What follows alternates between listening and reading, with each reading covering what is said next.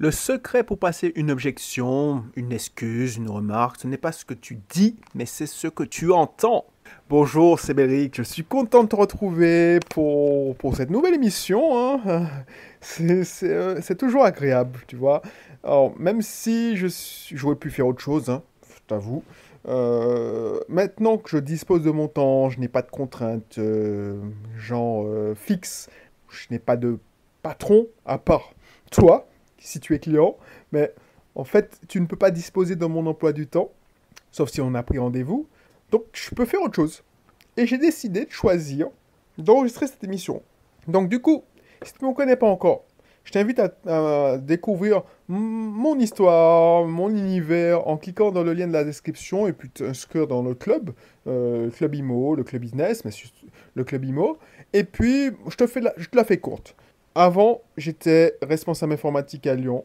En 2013, j'ai décidé de dire, tiens, la vie, c'est pas que métro boulot dodo. Je trouve des solutions sur Internet qui me permettent de quitter, de démissionner de mon travail en 2015, début 2015, pour entrer en Martinique. Et depuis 2015, je n'ai plus de fiche de salaire. Alors que tout le monde m'avait prédit que j'allais me faire chier, que j'allais m'emmerder, que je vais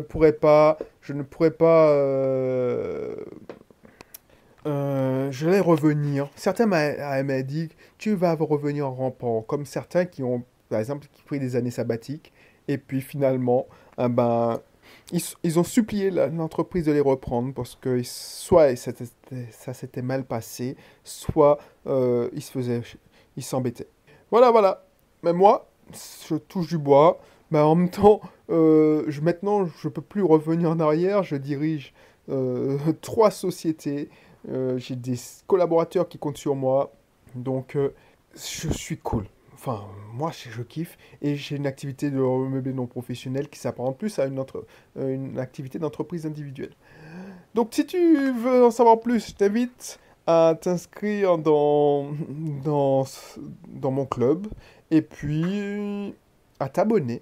Parce que ici, c'est pour te donner des conseils pour que tu puisses envisager de faire comme moi. Alors, pas copier mon parcours, parce que chacun a son chemin à faire, mais t'en inspirer ou récupérer quelques idées. Donc, voilà, voilà. Donc, tu me dis, ouais, mais cette émission n'a rien à voir avec l'immobilier aujourd'hui, là. Bah, l'émission en elle-même, l'immobilier, comme je te le répète, c'est un business comme un autre. Donc, quand tu vas discuter avec certains prospects, donc candidats à la location, certains candidats qui vont vouloir louer chez toi en courte durée, moyenne durée, longue durée, bah, tu penses bien qu'ils auront des excuses, des objections. Et là, les plus classiques, hein, c'est pour ça que j'ai fait le jeu de cartes La Gâchette, c'est trop cher, je dois voir avec mon époux, mon mari, je ne suis pas la seule à décider, et j'ai besoin de réfléchir, j'attends, enfin voilà. Donc l'attente, le budget, je dois consulter un tiers. Tu verras, hein, tu constateras toutes les objections, toutes entre ces trois familles. Et quand je commençais dans l'immobilier, mais en business aussi, je cherchais justement à dégainer une chose, à dégainer une phrase pour déjà couper le sifflet à cette personne et je remarquais que j'avais pas de résultat. C'est-à-dire que ceux qui pensent qu'ils achètent la gâchette, par exemple, le jeu de cartes, je te mettrai dans la... Enfin, quand tu cliques sur la description, tu vas voir. Ces phrases, il faut savoir les utiliser à bon escient. C'est-à-dire que tu peux pas dire, bon, tu ne peux pas faire le raccourci, c'était le sujet d'émission d'avant, dire, tiens, c'est une type, j'ai besoin de consulter tel, donc je réponds ça. Déjà, avant que tu puisses avoir cette objection, il faut présenter ton produit, et donc ta location, ton bien, et il faut écouter. Tu peux pas... Dommage, j'ai pas pensé à ça, mais l'émission hier, enfin la dernière fois, c'était la prise de raccourci. Si tu as ce genre d'objection, c'est que t'as pas bien écouté. Donc, pour répondre et convaincre quelqu'un de passer outre sa peur, son émotion, il faut écouter. D'ailleurs, en location courte durée, souvent, Je ne suis pas la seule à décider, je vais voir, parce que voilà, il y a des gens qui viennent pas en meute, en groupe, c'est-à-dire qu'ils viennent par exemple en Martinique, mais en Guadeloupe aussi ça marche. Et puis ils cherchent plusieurs petits appartements, et en fait, quand c'était des villas, il faut que je vois avec les autres pour voir si le bien... En fait, tu as la personne qui a le lead. Alors peut-être que c'est pas la décideur, c'est pas le décideur. J'allais dire la décideuse. Mais c'est souvent les interlocuteurs qui me contactent, c'est souvent des logisticiennes. Je rentre pas dans les détails, mais c'est elle qui fait la logistique, qui prépare les vacances, tout ça. Et puis, c'est elle qui réserve. Donc c'est elle qui décide en fait. Par contre, il y en a des logisticiennes qui ont besoin de savoir si tout convient, tout ça. Donc ils te donnent, euh, ils te donnent cette objection. Ok, d'accord. À ce moment-là, tu vas dire, tu dis pas, retiens ce que je t'ai dit il y a quelques émissions. Oui, comme, tu dis pas, ouais, ok, d'accord, et puis tu la laisses partir dans la nature parce que ça a bloqué ton processus de vente. Ce que tu dois faire, et je te rappelle, c'est dire oui, ok, comment vous allez vous décider, quand est-ce que vous allez décider, quand est-ce que, parce que je peux vous bloquer, et la personne doit te donner un délai court, allez, maximum 3 jours.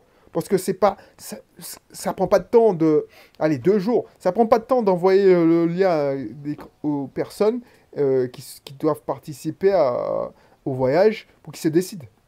Parce que s'ils te disent une semaine, ça veut dire ils sont pas intéressés par ton bien, ils le prennent par défaut et ils attendent la réponse de notre propriétaire. C'est classique. Donc, s'ils font les morts, ils essaient de gagner du temps, c'est logique, ils essaient de la faire à l'envers. Alors c'est humain, hein. Donc ne te prends pas pour toi. Tout ça pour te dire que si tu ne sais pas écouter, si par exemple elle te dit oui, je vais vous faire je veux regarder ça ce week-end, alors qu'on est un lundi et je vais vous donner une réponse ce week-end, écoute ce que tu dis. Elle t'a pas dit qu'elle va prendre cette décision ce week-end, il faut bien écouter. Elle t'a dit oui, j'ai un bien qui m'intéresse davantage et j'attends que tout soit verrouillé, que j'ai signé le contrat pour te dire que non, c'est mort. C'est exactement, et ça c'est le cas d'une cliente, enfin d'un prospect qui n'est pas devenu cliente justement, qui me dit 2 mois avant, je vais vous donner une réponse dans 2 mois. Ouais. Et elle invente une excuse bidon, qu'elle doit faire des économies, vendre sa voiture.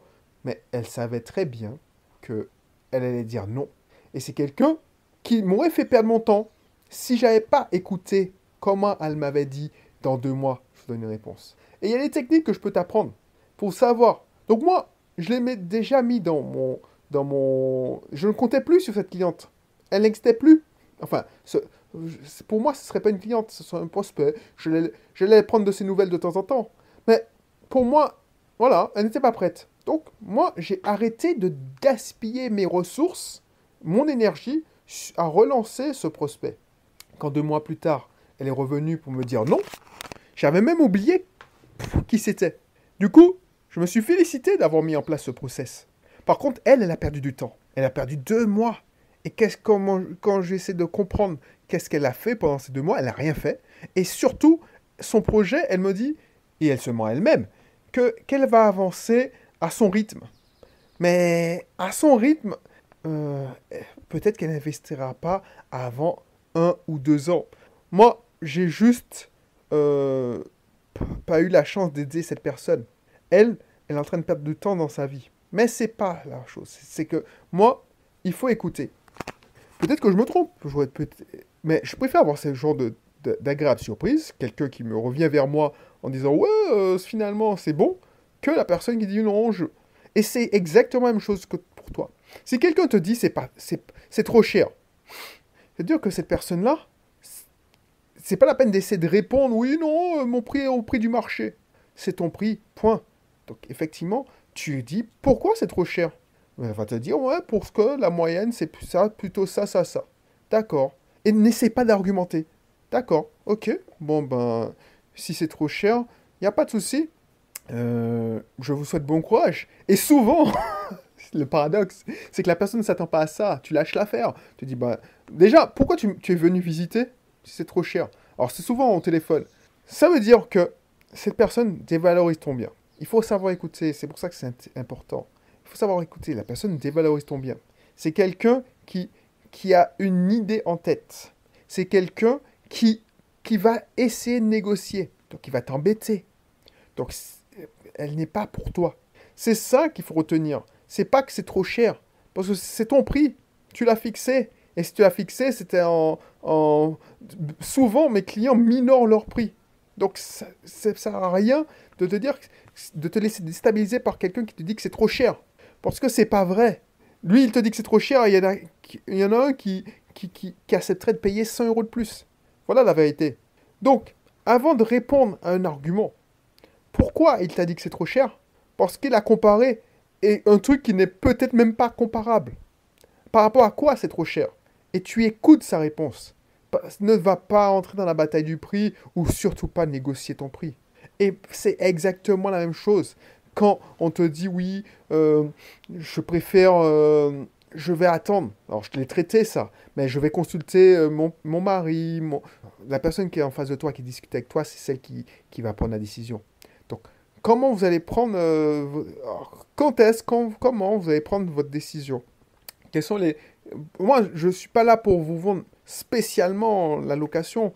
Quel est le prioritaire? Normalement, tu aurais dû savoir ça. Quel est le critère numéro 1 quand vous venez en Martinique ou en Guadeloupe vous voulez faire quoi? Tu écoutes. Et ça va te permettre d'orienter ta réponse. Par exemple, là, il y a des gens qui viennent pour faire des randonnées essentiellement. Donc, ben là, tu essaies d'argumenter parce que tu connais ce qui est autour de ta location courte durée. Donc, du coup, ou même ta location normale, vous allez venir travailler où? Et ben c'est cool parce que je connais 2 ou 3 chemins pour arriver à votre lieu de travail. Voilà, tu argumentes, mais tu apportes de la valeur. Pas, ok, vous voulez à la mer? Ben ouais, c'est à 10 minutes, non? Voilà. Je connais une petite plage. Comme ça, tu vas pouvoir conclure la vente plus facilement. Parce que il ne faut pas se voiler la face. Hein. Louer un bien, c'est une vente, c'est une transaction. Donc, ce que je te dis, c'est écoute pour passer une objection. Pas apprendre des phrases par cœur. La personne qui achète la gâchette ou qui apprend des phrases par cœur, qui va tout de suite dans l'argumentation, la confrontation, c'est cette personne qui va perdre la vente. Donc j'espère que tu as compris ça, parce que c'est hyper important. Hein. Ça, c'est la clé pour moi, pour augmenter ton taux de remplissage, éviter tes vacances locatives. Si tu veux d'autres conseils, n'hésite pas, et des conseils que je ne donne pas gratuitement, qui ne sont pas publics, mais c'est gratuit, effectivement. Il y a le club, et puis il y a peut-être une offre en ce moment. Il y a sûrement une offre en ce moment parce que j'essaie de faire des offres, un peu varier les offres. Donc, si ça t'intéresse, n'hésite pas. Clique dans le lien de la description et tu verras ce qu'il y a en ce moment. Allez, à très vite. Bye bye.